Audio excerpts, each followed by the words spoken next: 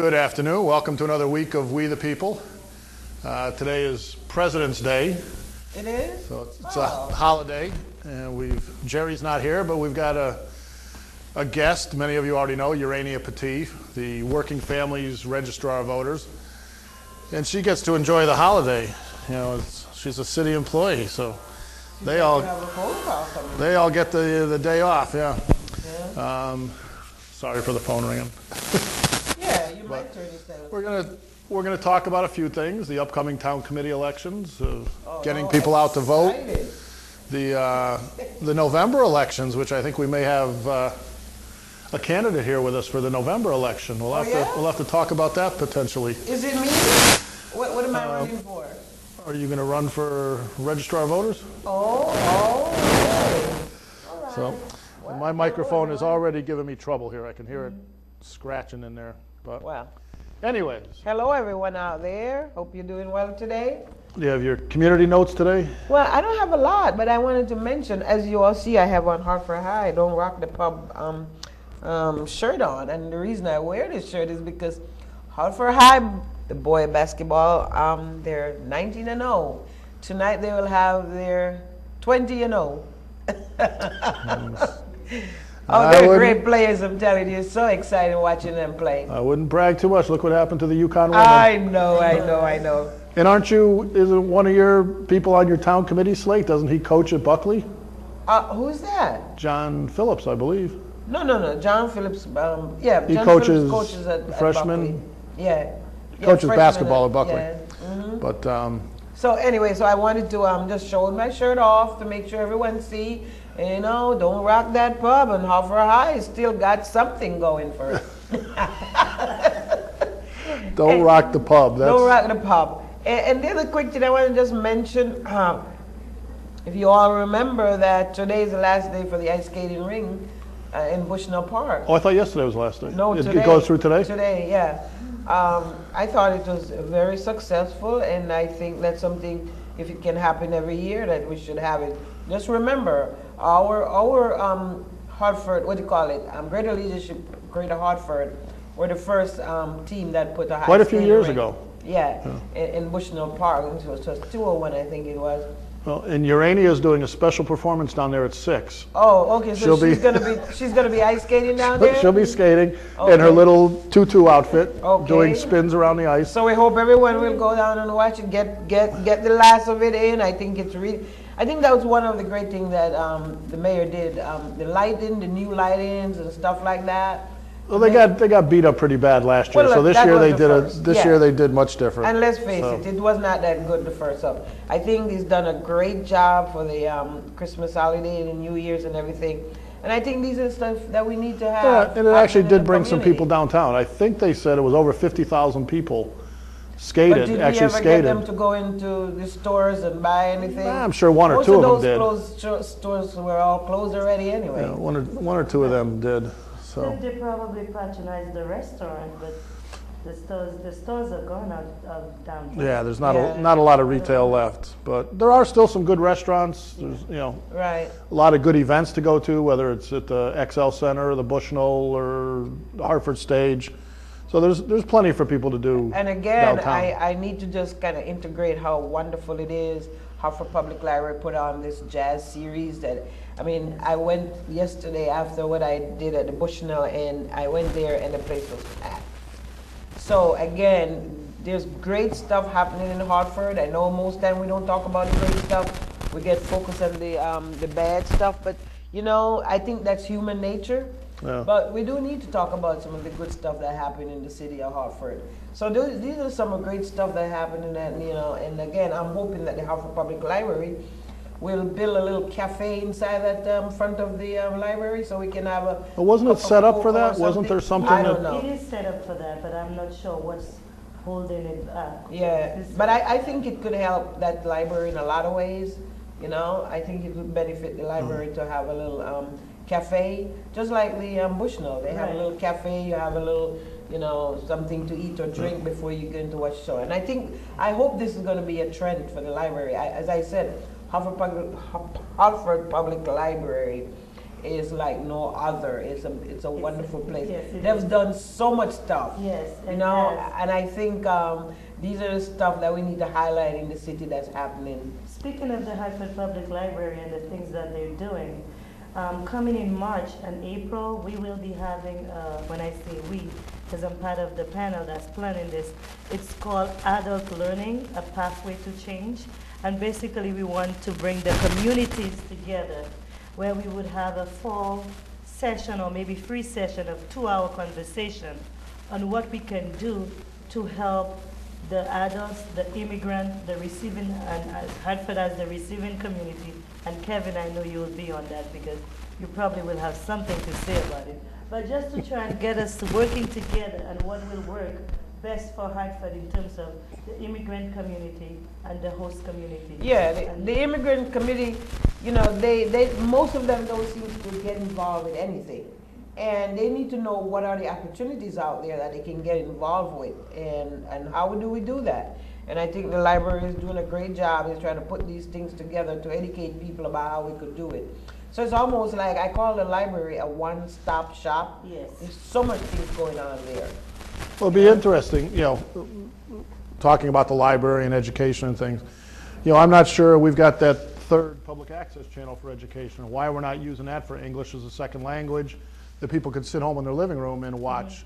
And Well, again, it goes back to we have the resource, but we sometimes don't, you know, utilize the resource that we have. And there's no need to duplicate anything. There's so much opportunity to show what is out there and what can happen in our community. well, Right. But again, you need leadership, and you need, you know, we figure, well, the government, what's that, the government channel, the 96? yeah, that's the government. Okay. I think 95 is the education channel, Okay. which is never used. You look at, yeah, you look at that station, and again, it goes back into, they have a journalist school. Why aren't those kids trying to develop how to make, you know, film, how to edit, how to do all those things? Why aren't Well, they practicing? why isn't the on this? executive director here doing some of those But things? she claims it's not her responsibility. It's the Hartford Public School responsibility. Whose responsibility is it to take part in the community? If we all stood back and said, that's not my job. Remember, I was there. I asked the question, why aren't we doing more on that channel? Well, it's not my responsibility. It's the school board's responsibility. If we've got people in the community that need to be educated, we've got a resource there that we can use, it's all of our responsibility to make sure Exactly, it's that's being what it used. should be. Which, And that is why I'm inviting you to come into that forum so we can talk about it and maybe an action can come out of it, and maybe this is where well, we can move talk to about it more on here. When is that? March and April, you said? Yes, but I will give you the Okay. information Okay. as it comes along. I think we'll have a Bef- kickoff first. Before we go too much further, and as we're talking about public access, I just want to play something here. This is what, if anybody tries calling the program today, They won't be getting you. this is what they'll hear. We're sorry. Your call cannot be completed as dialed. The number you have reached, 524-8920, has been disconnected or is no longer in service. Please check the number and try your call You sure again, you dialed or the right contact number? operator for further assistance. You heard her read it right back, 524-8920. This is how this place is being run. The majority of the shows here rely on that number. So today, anybody that wants to call in, I'll be putting my cell phone number out there. You can call us directly on the cell phone if you have a comment. And that number is 860-883-2297. That's 860-883-2297. And that'll go to my cell phone. And if you have a question, we can put you on the air. But in the Is meantime, this station run like my own personal little thing? well, What and is it? that's part of the problem. And I'm not gonna get worked up. I'm not gonna go out on. Don't get worked up, Kevin. Let's get focused. Our, whether people realize that or not, this is our public access station. It's funded through Comcast. Comcast, which is required to city. pass through money from your cable bill to fund this.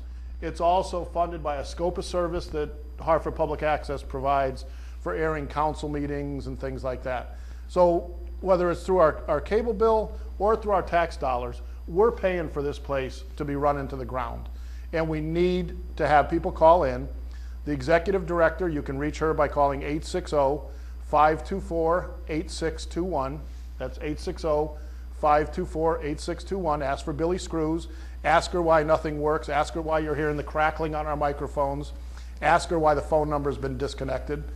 And these are questions you have every right to know. If we don't start getting answers, we will start running the phone numbers of all the board members and Billy Screws along the bottom of the screen during our program. So you'll have the numbers you can call and ask why your TV station is not being run properly. But you got to be careful because now we might get disconnected of the TV. That's what lawyers and judges are for. And we've done it once, we'll do it again. But yeah, the place is a mess. That's kind of sad though that people take things so personal. You know, I mean, what is it all about? Enough. You know, we come in here 2 and 3 hours early to set up so our program looks nice. You think that somebody that's getting paid a salary to run the station would run the station properly and say, that's not right, that number's been disconnected. What do we have to do to get it? I don't know, and I don't know why it was disconnected, if somebody screwed up and canceled it. Maybe they just didn't pay the bill. Did somebody not pay the bill? If they didn't pay the bill, that's inexcusable. But for whatever reason, when you try to call us with your comments today, you get a recording that the number's been disconnected. So maybe if you call the 524-8621 and ask for the executive director, Billy Screws, maybe she'll explain to you. You sure that number works? Yeah, that one I think is still working. But she slams the door in our face when we try to get in her office and ask questions. So maybe she'll treat the general public a little different. Oh, anyway, I don't know. But anyway. If anybody wants to call in, you can reach me on my cell phone today, 860-883-2297. Hopefully Jonathan's listening. I'm sure he'll have a couple of comments. But it's 860-883-2297. That's my cell phone. So anyway. So moving on. Yeah. So, maybe you think that's what's going on there? Is that your microphone? It's the garbage equipment. You know. Okay, so Urania, what's going on in general? Oh, a whole lot is going on. Do you have any announcements you want to make here or anything? Or? I know. Oh, but I have to make an announcement. I got to keep making this announcement about the next Maple Avenue Revitalization Group meeting. We're going to have the tax assessor come to the meeting to talk about deadline to file for, if you have... I hope you're having plenty of cops there. Why? If this mill rate goes up much more, people will be... Well, that would be nice if people would actually come out and get furious about what's really going on in general. I think that would be really great, But anyway, there is the tax assessor or the way they reevaluate your place and stuff like that. They're going to be talking about deadline for filing if you have to appeal or something, something in that manner that they'll give you the deadline of when you can appeal and stuff like that. So I think it's really great on that end. What else do I have coming? Oh, we have Development Service, as I said, has hired some people to work in each and every neighborhood to talk about the blighted, how we can address those blighted. They probably won't be Hartford residents. We'll hire them from out of town. Yeah, right. But anyway, they might have been living in Hartford. It's kind of weird how City of Hartford do business. Are those the 4 people that were just hired? Or? Yeah, 4 Okay. people were hired to go in each neighborhood to address the blight and maybe get like a one-on-one with each individual resident to say, what can I do to help? Do we have funding available that can help you, bring your building up? There's a little bit of money out there. There's not a lot in general in the CBG funding because of the cutback, federal, state, and everything. So there is a little bit of money there that can help people, help them fix up their porches and stuff like that. So I think it's really important for people to come out and get that information. And I know if we can work on the blight in the city, we can improve the life of the city of Hartford. So I'm encouraging everybody, and I will continue to talk about it because it's going to be March 8th. And I know it's a little day, but it's only a matter of a week or 2 from now. Yeah, the person who makes this whole show happen Is Sister Trish. Is sneaking in here now. You may see her in a second on the corner of your screen to replace one of the defective mics so that we can hear Urania. Okay. So those are some of the stuff that's going on. Do you have a phone call? Hold on, we might. Hold on. Hello?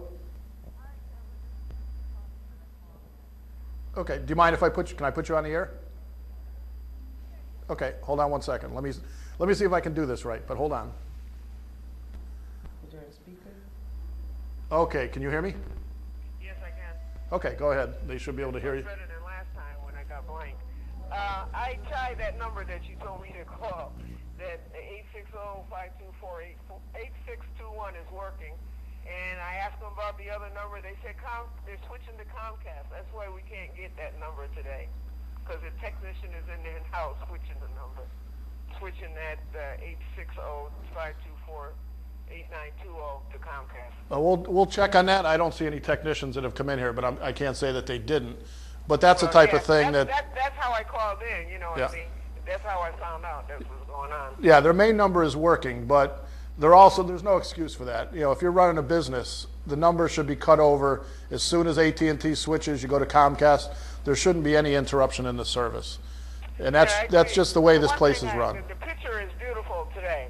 I can see everybody. I can identify them without having to identifying their voices. Can Yeah. you see You know, my last nice? week when Can you you- had Councilman, the councilwoman on. Yeah, we definitely had. Cynthia Jennings. I couldn't even see who it was. Yeah, Wow. the problem is, we're with the new set and everything. We had a lot of trouble trying to get the lighting correct. And last week I came in, and myself and Naisha, we worked with it, and I think we've finally gotten it down where it looks good now. So Yeah. hopefully Yeah, it's something you just have to different. Get that phone situation straightened out, but you sound great. I can hear you, and I can, you know what I mean. I can converse with you without, Okay, and I know I still owe you a phone call. Stan McCauley's been after me to give you a call. But it's good talking to you. Thank you. And if you have any comments, feel free to give us a call. Okay, that actually works better than the. Maybe you should just use that. Maybe we should stick to that. Yeah, maybe you should just do So- that. Yeah. That was So- Mrs. Pottinger, and I think she got an award at the fundraiser as one of the most active callers or something to that effect. So she's one of our regular viewers. But anyways, you sure you don't have an announcement you want to make here? Are you running for What's anything? the announcement there? I'm not ready for anything. Okay. Are you forming any committees or anything like that? Are you looking to run? Of course, I'm going to run again for registrar come November. Oh, that's it? That's it, but thought I'm it not was running something more anything. bigger. No, not well. yet. Let's, I just want to throw this out there because you and I have become good friends. We Yes. talk quite a bit. And the passion you have for voting is something, I love pointing it out to people. When she starts talking about voting, the tears come to her eyes. It does. And she's just so passionate about it. And I wish we could translate that to the other two registrars. And one of the things I keep hearing all the time is, oh, it's a waste of money having that third registrar. Well, I totally agree. We should probably have one Right. registrar, but if we have one registrar, That works. it shouldn't be a political That hack. works. It should be the person who has tears come to their eyes when they talk about Who's voter passionate participation about and it. getting people out there. Now, I'm sure if we keep going, we'll get some tears here. Nice. But what are your thoughts on? I know you come from St. Lucia, where you said people practically crawl to the polls to exercise their right to vote. What's your thoughts on voter participation? How do we improve that? And basically, what have you been doing for the last 3.5 years? How do we improve that? That's why I'm here. I'm still trying to find out how do we improve voter participation in a city like Hartford. I just came from CHS to do voter registration. This is something I try to do every Monday. And even if I'm off, I still try to satisfy that time because I want people to know that we're out there. But the reason I think people don't vote is because people think that we don't care about them. People believe that if we show them that we care, then they will reciprocate. And the first of the month, I registered 25. Second of the month, in weeks, 18. Third week, I would register 2 or 3. Now, you don't just register working families. You register anyone that wants the right to vote. Oh, yes. You'll register them. And anyone that wants to register, be it from a Hartford resident or West Hartford or East Hartford, if there is a need for you to change your voter registration card, be it that you moved, you change of address, change of political affiliation, if you're a felon and you get your rights restored, if you're a new citizen, if you just turned 18, all these reasons we have to fill out a voter registration card. Now, some of you in Hartford may have noticed that a card was sent out from the registrar's office about redistricting and your polling place has changed. I wasn't privileged to serve on that committee because the other 2 registrars did it. It's But very done. confusing. Very confusing. I had no say in it. When I sent out an email saying that I would like to be a part of this process, they said that the process has been completed. But the feedback I'm getting, people are very confused Yes. by it. Your But- polling place has changed. Change. So that's not the way it should have been sent out. They should have said, your polling place will be at such and such a place, not saying your polling place has changed. Even though maybe one or two places have been closed down, like for instance, the Campfield Library. But I should be getting a note saying, your new polling place will be at Buckley High School. Not, okay, now, you know, so it's very confusing to people. Because I've talked to a couple of people and they're saying the same thing. Just So now. Reverend Brown's walking in. Yeah. His show is right So after now, us. we as people who are running for town committee or whatever, we have to let people know where their voting places. Right, and that is a good thing because town committees need to be more involved in the community. Right. People understand the process if our neighbors explain it to us, if our friends. But if we only have someone explain the process to us every 4 years or every November, sometimes we get confused. Right.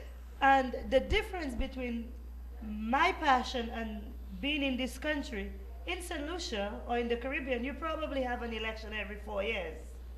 Here you have an election 4 times a year. So then it doesn't become as it's, you know, it's something that you look forward to if you get it done over and over and over. But the difference is here you have a different election for every single reason. Right. You know, so if you so you would think having 6 elections, people would understand the process. But every election is different. Let me just back up to one thing you said. Now, I know today's a holiday, so you're not required to work today, but you were at CHS, Right. which is the Community Health Services over right. on Albany and Garden. Now, do the other 2 registrars all sit at the same table with you? Are you all there together registering voters? Or are you the only one that's She was there? probably the only one. I'm probably the only one doing it, but they've been invited. And because the law says all 3 must agree, they've been invited, but I'm not here to speak of what the other 2 are doing. I can speak for myself because the other 2 probably have events that I'm not at. So But I mean, when people criticize you saying, oh, it's a salary that we shouldn't be, she's the only third-party registrar in the state, and I'm kind of blinded because we are friends, but it seems like you're the only one that's doing outreach actually to the community, not at cocktail parties, not at, you know, town committee meetings, but Well, you're she goes to actually, cocktail parties but- sometimes. oh yeah, but I mean, but she's also out there, she's at the federal building when we're swearing in new U.S. And that's citizens. good. That's She what told a me good one day- registrar does. You went to the hospital in Middletown yes. to recruit voters and make sure people understand their voting rights. To me, that's what a registrar is supposed to do, is encourage voter participation, not just Democrats. You don't just pounce on a Democrat when they come through the front door or pounce on a Republican because you're the Republican Well, registrar. do you think, Kevin, do you think the reason why there's no not a lot of education push from the other parties because it might be too much work for them? I firmly believe, and you'll probably disagree with this, I think it's the design of the system. The more we disenfranchise the voters, the less voters will get come out and out. vote. Yes. So therefore, we have a much better shot of maintaining our hold with those 4,000 or 5,000 voters Yeah. that only turn out. Right. The same thing with these change of the polling places. March 6th, there's not a lot of people that are going Go to out drive and around their vote, district yeah. to find their polling Exactly. place. If they go to one spot and they say, oh, you don't vote here anymore, you've been moved to the YWCA on Broad Street, people are not going to take a bus and go across the city To go and to vote. go to that new, they're going to say the hell with it. I'm not going to vote. My vote doesn't matter. And I think that's somewhat by design. If we got the input and we went out to the neighborhood and said, what's the most convenient place for you to get to? Let's look at bus transportation. What polling places are the easiest for someone to get to using mass transit if they don't have a car? Those are things that we need, questions we need to ask, But again, things that need to go into the this planning. This is an open discussion that we really need to have with the Secretary of State to talk about how do we change the way we're doing business. And I think she's involved in that. She complained, she has some groups going right now on different issues, but one of the real serious things we need to talk about is, as she said, civics engagement, the health of the, the state in general and civic engagement, and how do we do that? And why aren't more people inside of our schools or our register? Why aren't they in our schools, especially the high school? Start educating children and how the election is, why it's so important for you to vote and stuff like that. Well, just You know? even how many Hartford students do you think have ever taken a field trip to the legislature? Not It's here in the center of our city. We've seen a And- lot of suburban schools. Oh yeah, But in all honesty, going back to what you said, yes, I'm out there registering people and being an activist, but the two other parties, the two major parties, if you ask them, and I'm not referring to just Hartford, every city or every town will tell you, voter registration lies on the back of the town committees.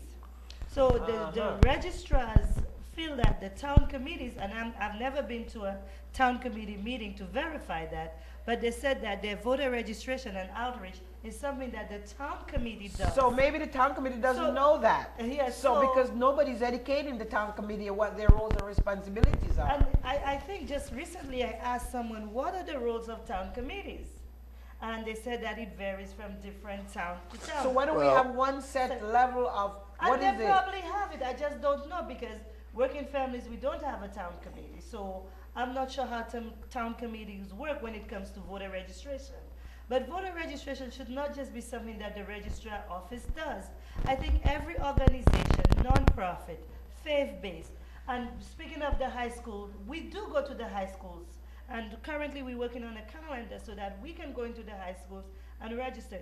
But sometimes when you go to register someone, sometimes it takes 2 or 3 tries to get that person to register. I know. So the more people that you have, or the more organizational groups that go Yeah. out there and register us. But that's all great about registering people though. Right. But the point is if they don't go out and vote, what's the difference? But to be able to vote, we have to educate them. Yes. And that is stuff like the library is doing. We have the Hartford Votes Coalition. I know the NAACP has a massive outreach effort this year to be able to educate people, because like I said, we need to educate them because every election is different and every ballot would look different. So people need to be educated on how to vote, because I think the last time I heard they said in Connecticut about 80% of us are registered. But I just found out that in Hartford we have 83,000 renters. Out of that 83,000 renters, 70,000 moved in the last 8 years. Oh, So they that move more means- than that. Right, Trust me, at honey. least very once. transient. Yeah. Yeah. So if we have 70,000 people moving every 8 years, we have a lot of work to do when it comes to address changing, you know, and stuff like that. We So have a that- lot of people moving every 6 months. Yes. Urania. So you can vote this month at an address, and then you go back there the next 6 months, and that person is not there. Right, correct. Let me just ask you another question, and hopefully not putting you on the spot here, but total unaffiliated Republican, Democrat, working families, roughly how many registered voters are there in Hartford? 47,000. And how many of those typically turn out to vote? Like let's just say the council mayor race. How many was it? Wasn't it 30,000? It was, 10, Yeah, 12,000, 12,000, somewhere around there. So how do you reach those other 30, 40,000 voters to get them to realize the importance of getting out to vote? As she say again, you have a town committee that's supposed to be educating people and why it's so important for them Okay, to but go that's- out and register them. Mm-hmm. Every town committee should have a packet of English and Spanish, registration card, going out talking to people, and that is why it is so important. When we talk about people who are running for town committee, you don't just run for town committee and then you forget for the rest of the next how many years until you're ready to go run again. It's got to be an ongoing thing. But see, that's like with you, for example. You're running for town committee, but you're also a very successful community organizer who doesn't get paid for it, does it for free, but you get results, and being on the town committee just happens to be part of what you do in your community. You're right. You're registering people at your meetings, you have voter registration cards, you talk about the importance of voting, but if it wasn't that time of year where town committee races are up, do you think you would see many town committee members out on the streets knocking on doors? Nope. It's not out there saying, hi, I'm your town committee member. I've been on the town committee for the last 12 years. I don't think we've ever met, but are you registered to vote? Here's a voting card. And it's very easy to register to vote. Yeah. You fill out the card, you drop it in the mail, done deal, right? Right. And it's a lot of work. It's a lot of work. You have to be dedicated to want to go out and do that. But that's another consideration people need to be, when you look at the slates of who's running on the town committees, say, where have I ever seen this person in my community? Right. Are they just there to go to a meeting one night you a were month? at my last meeting when I asked in the crowd, which we had like about 80 people or so, do you know your town committee members? Well, and that's, Nobody knew, nothing. When Ken Green was on the program, he said, as he goes around knocking on doors, he's asking people, Right. do you know, And can that's you name why- 3 of your town committee members? Right. Can you name 2? Can you even name 1? Yeah, who's And your most people state can't rep? even Who's answer the 1. senator? Who is the this? And that's why after I heard what he said, I decided I'll go back to my meeting and ask that. But don't you think that's, part of that's by design though, that the political machines don't want overwhelming participation because it's hard to control 40,000 people. If you can control 5 or 6, you're doing good. You've got the To hold majority you for the accountable. election. That is true, but that's true. But people can change that. And you ask about how do we get more people to go out there and vote. We need to give people something that they feel passionate about. We need to give them better candidates. We need to highlight the issues because you know what I heard recently, they said happy people don't vote. And they said because I would tend to agree with that. The more upset they get, when they're really upset Right. because Right. their taxes are going up another 10 mils, Right. then maybe they'll say it's time for change. We got to get out and vote. So if Hartford pay attention to the issues that's affecting Hartford, we'll see there's a whole lot of unhappy people in Hartford. So now we need to identify these unhappy people so that they can vote because the happy ones don't vote. So we're sending a message to right. our You're mayor, right. to our council, to our registrars, to our state rep, to our, that we are happy in Hartford. We need to change we're that. not happy. We're not happy. Right. So let's go vote. But how do you, if you were a property owner, even if you own a motor vehicle, how could you possibly be happy in Hartford when you hear the chief operating officer saying we're facing a $54 million deficit next year, and that could equate to a 15.9 mil increase? Now, what you just said there, I didn't understand it. So you need to break it down to us. Maybe that's why we are not. We talk away about people yes, then, right? So what is a mill rate? So Yes. these are the things that we need to bring Understand. to and break it down. So we need to create some unhappy moments to be able to get to that happy place. Because you know why Every Yes. council meeting should be an unhappy moment Right. if people realize what's going on. people become activists because they were unhappy about things. Right. You know? So Let me ask you another question. What is the difference between St. Lucia and the United States? Why do people feel such an obligation to have to get out and exercise their right to vote in Because St. we Lucia? feel Because empowered, because we want to make sure if this person that we're going to support, that person is going to do what we want them to do. And you know what? If they didn't do, we rally again and the next year come around or whatever, we get rid of Okay, but those why do they people. do that there and we don't do it here? And I think it's because like I said, I think that the timeline for elections, you grow up. Like I said to people, and they laugh at me when I say that, and I said, growing up at the age of 9, 10, you already know who's your district rep in your district in the Caribbean. That is something that is instilled in you. You know your party colors. And education goes back to from school. And you get it in the home. You get it when you go out. You see it on the signs because you know your party color. It's a color that stays with you for the rest of your life. So if you know that you're red, She was explaining that to me a couple months ago, and because even your daughter yes. was talking about the reds and the And the blues. yellows. Okay, and it's just how many kids in the United States do you think even know the difference between a Republican and a Democrat? I'm not sure. I would say very few. Very few. But here in St. Lucia, you've got the reds and the yellows and And the greens young and the kids know pinks. the difference. Yes, and they know the difference because it's something that we speak at home. Just like you talk about religion at home, we talk about politics at home. And Well, again, it goes back to the different culture, culture. okay? Now, do you We think have a that different culture here to deal with. is that taught in the schools at all? Oh, yes. Oh, Okay. yes. Okay. Now you had one of the things you've been, and I'm not necessarily sure I agree with this. I think it's not a bad idea, but you've been kind of championing closing schools on election day. Oh, I talked to the Secretary Do you, Secretary of State about that. It's something we seriously what, need to look at. what are your thoughts behind that? Why? I think that would be good. You know why I say that? Because, okay, so tomorrow is election day. We know school is going to be closed. We know it's going to be a big day. It's election. We want to try to get as much people out to vote. We empower them. Okay, this is the day off. I am going to vote. Right. And I'm not asking to close school on primary days, you know, but just general election day. And what it gives the students, it gives them a reason. Because if they know why school is being closed, then they'll probably figure out they want to understand a little bit more.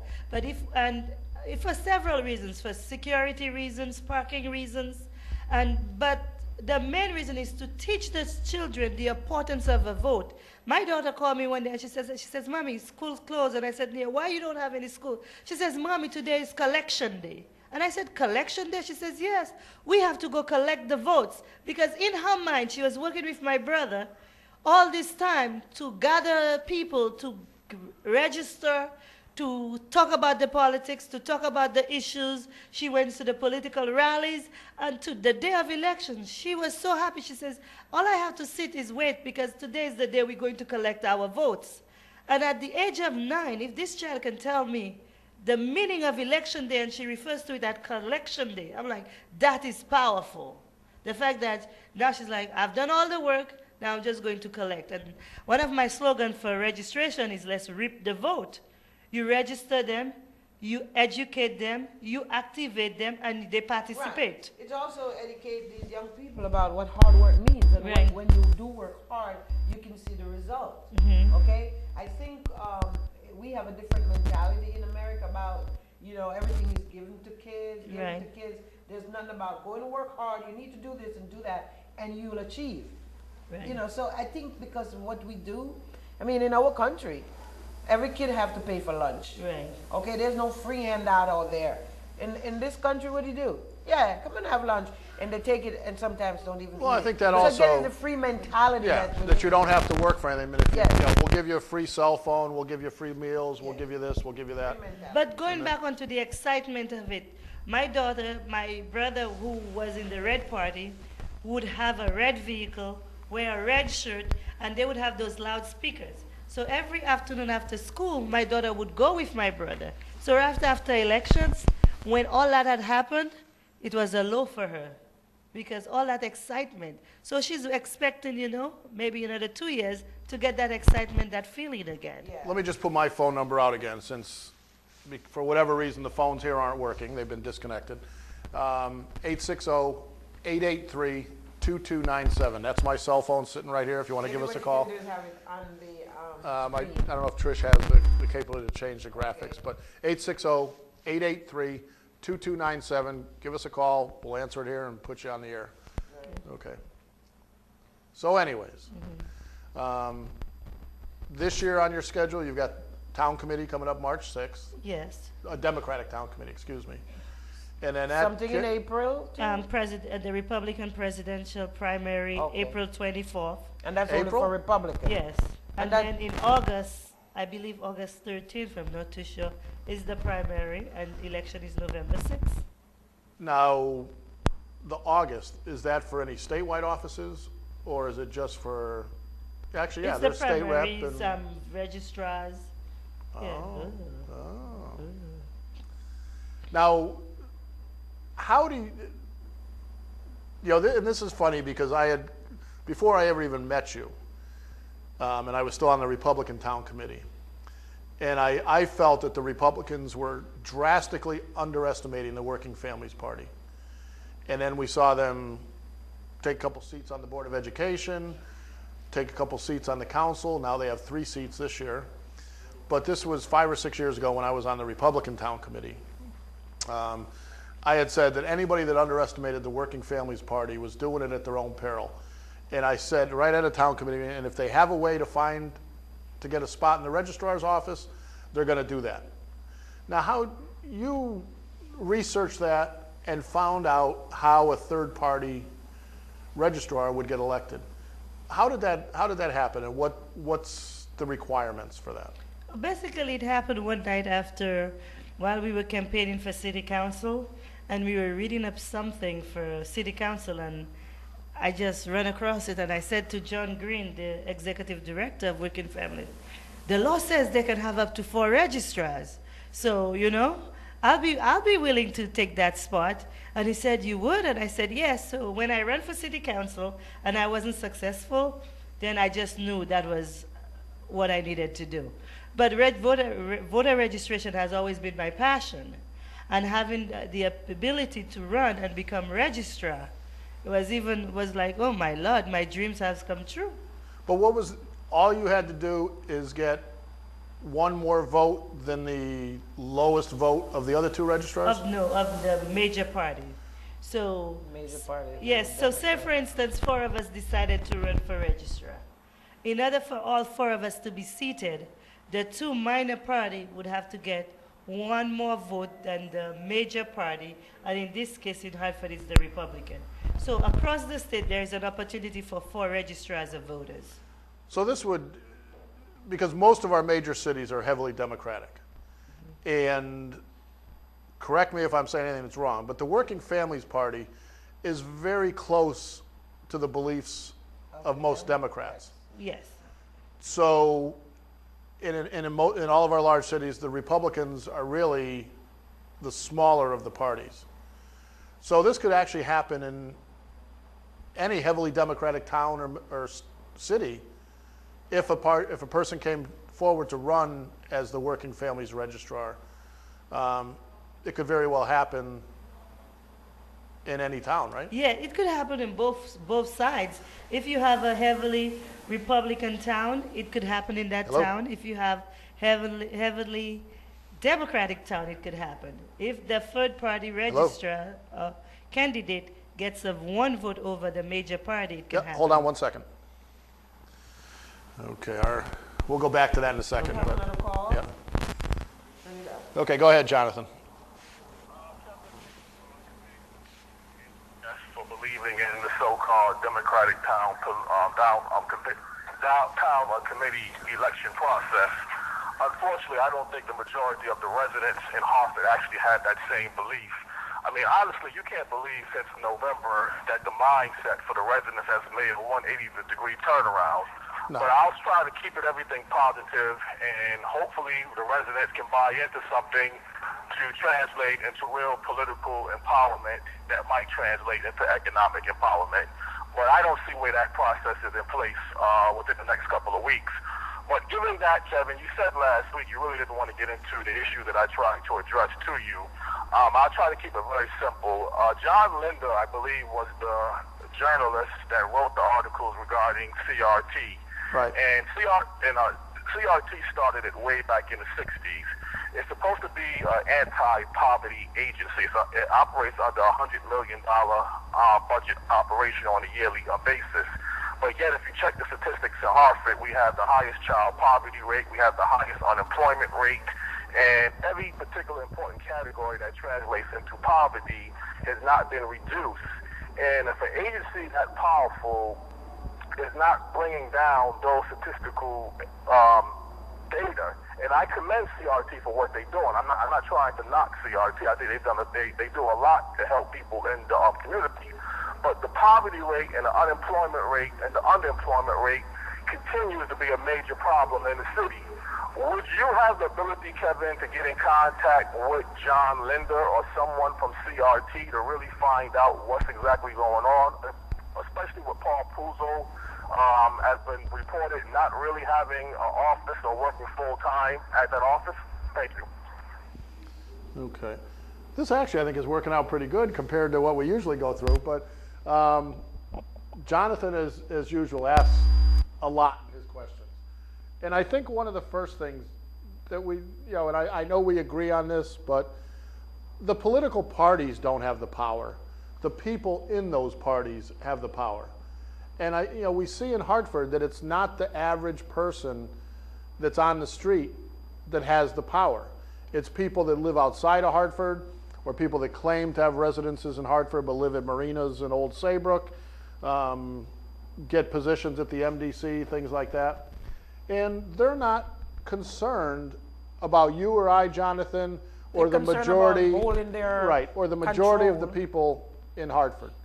Oh, that went by. We're almost out of time. That went by fast, but we got about 10 minutes left. But Yeah, I can get a hold of John Lender. I don't talk to him frequently, but we have talked. I don't know how much information he'll share. I'd love to have him come on and tell us about it and get someone from CRT on. But the problem we have, and it's typical government, is that we let things grow out of control until they eventually become these financial monsters that we can't rein back in. CRT probably was a grassroots organization when it first started and provided some very good services.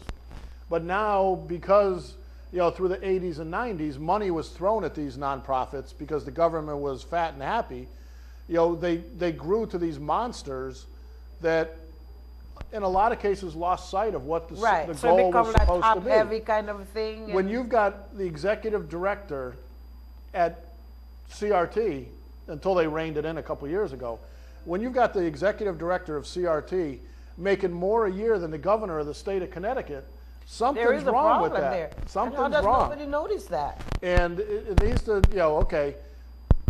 The other part is, and CRT is a regional organization, but how much of their money actually stays in Hartford? How much stays with Hartford businesses? How much are Hartford employees? Most of their administration, I'm sure, we know Paul Puzo is a resident of Florida.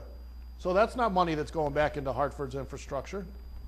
So until the people start speaking up and say enough is enough, we're in a budget deficit, you're taxing us to death, we can't afford any more money, you really need to start looking. And it's like in Hartford here, we have the Ebony Horsewomen.